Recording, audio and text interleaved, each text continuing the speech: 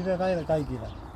Katsosella tänään ulkona, koska kuten tiedämme Suomessa on monia erilaisia sää, jotka voivat muuttua joka päivä.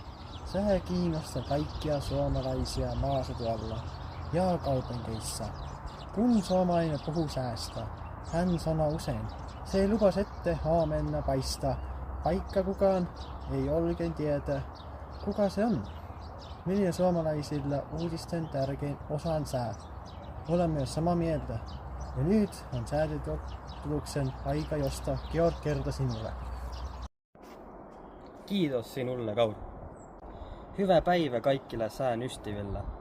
Tänään saamme nauttia vahtelevasta kevätsäästä, kun matala paine liikuu hitaasti kohti itää.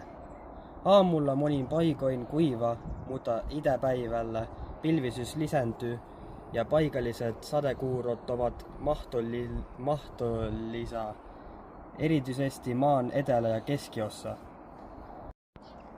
Lämpötilat kohoavat 2–8 astetta, mutta pohjoisessa jäädään viileämpin lukemin, noin 2–7 astetta. Tuuli on enimmäkseen heikkoa, mutta rannikolla voi esiintyä ajoittaista puuskaisuutta. Illalla voi nähdä myös kauniin auringonlaskun. Huomenna luvassa on jälleen vaihteleva säätä, mutta siitä lisää myöhemmin.